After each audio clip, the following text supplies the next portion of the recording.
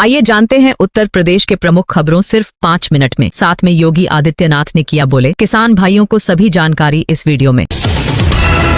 उत्तर प्रदेश के लिए draft voter list 7 जनवरी को पब्लिश की जाएगी और फाइनल लिस्ट 6 मार्च 2026 को आएगी। सीएम योगी आदित्यनाथ ने वोटर लिस्ट से नाम हटाने पर चिंता जताई है। माना गया है इस महीने से बिजली की दरों में बढ़ोतरी से लाखों उपभोक्ताओं को झटका लगा है। नियामक आदेश के बाद प्रति यूनिट कीमत बढ़ेगी। घरेलू और व्यावसायिक दोनों श्रेणियां 2023 तक प्रभावित होंगी। बढ़ी लागत का असर मासिक बिलों पर पड़ेगा, जिससे आम लोगों का बजट दबाव में आएगा। 14 जिलों के सरकारी अस्पतालों की बदलेगी तस्वीर। 9 करोड़ रुपए की लागत से होंगे बड़े सुधार। आने वाले दिनों में वृंदावन में राष्ट्रीय स्वयंसेवक संघ की महत्वपूर्ण बैठक आयोजित हुई। संगठन के 100 वर्ष पूरे होने पर देश भर में विशेष कार्यक्रमों की रूपरेखा बनी। संघ प्रमुख से मुलाकात के लिए मुख्यमंत्री योगी आदित्यनाथ के आने की संभावना जताई जा रही है, जिससे राजनीतिक हलचल बढ़ सकती है। योगी कैबिनेट का अहम फैसला। मुलायम सरकार की टाउनशिप नीति को मिली मंजूरी। 28 परियोजनाओं का रास्ता हुआ साफ। जल्द हरिद्वार में रची गई साजिश के तहत बिजनौर में युवक की हत्या कर दी गई। जांच में खुलासा हुआ कि राहुल को अपने बड़े भाई की कुछ बातें पसंद नहीं थीं। इसी कारण दोनों के बीच लंबे समय से विवाद चल रहा था, जो धीरे धीरे रंजिश में बदला और अंत में हत्या का कारण बना। स्मार्ट मीटर से बिजली आपूर्ति होगी और बेहतर। बिजली चोरी पर सरकार की सख्ती और तेज। भाजपा नेता संगीत सोम को बांग्लादेश से जान से मारने की धमकी मिली है। इस संबंध में सरधना थाने में एफआईआर दर्ज कराई गई है। संगीत सोम ने कहा कि वह सनातन धर्म के हक में बोलते रहेंगे। पुलिस साइबर माध्यम से धमकी भेजने वाले की तलाश कर रही है। उत्तर प्रदेश में 425 किलोमीटर लंबी नई रेल लाइन बिछेगी। गोरखपुर समेत कई जिलों को सीधा लाभ। घने कोहरे के कारण लखनऊ एयरपोर्ट पर उड़ानों का संचालन प्रभावित हुआ। एयर इंडिया एक्सप्रेस की एक फ्लाइट लैंड नहीं कर सकी और करीब 28 चक्कर लगाने के बाद उसे दिल्ली वापस लौटना पड़ा। खराब दृश्यता के चलते यह फैसला लिया गया, जिससे यात्रियों को काफी परेशानी झेलनी पड़ी।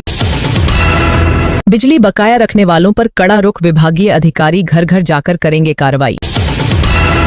सरकारी जमीन पर निर्माण को लेकर हुए विवाद में ग्राम प्रधान को पुलिस ने हिरासत में लिया। कार्यवाही से नाराज ग्रामीणों ने सड़क पर उतरकर करीब 2 घंटे तक चक्का जाम किया। अधिकारियों के समझाने और जांच का आश्वासन देने के बाद जाम हटाया गया और स्थिति सामान्य हुई।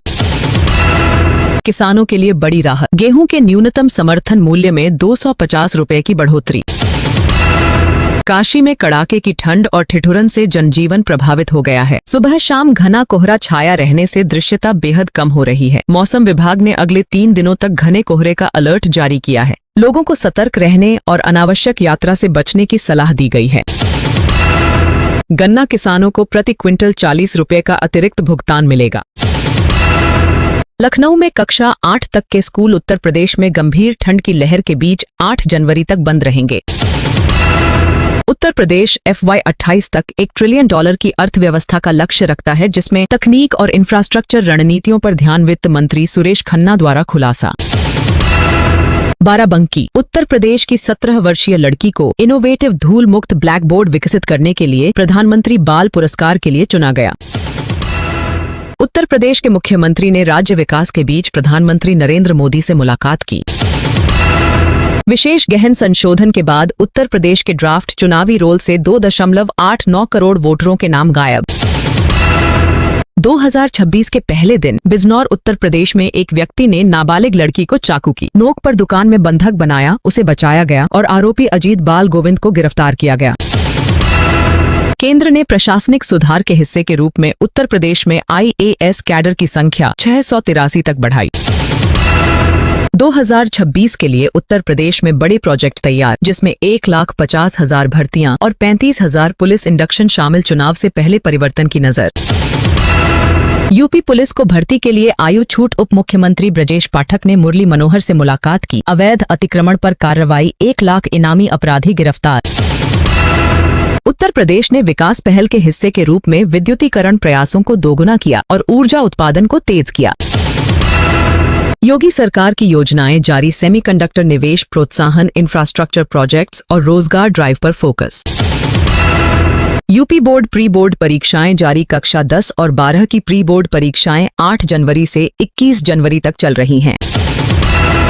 त्रिवेणीगंज अनुमंडल में पीएम किसान सम्मान निधि योजना के लाभार्थियों के लिए EKYC अनिवार्य कर दिया गया है। EKYC न कराने पर योजना का लाभ बंद हो जाएगा। अनुमंडल कृषि पदाधिकारी मुकेश कुमार ने शिविरों का निरीक्षण कर कार्य में तेजी लाने के निर्देश दिए। कुल 70,999 लाभार्थियों में से 39,896 का EKYC पूरा हो चुका है। विभाग ने किसानों से जल्द प्रक्रिया पूरी करने की अपील की है।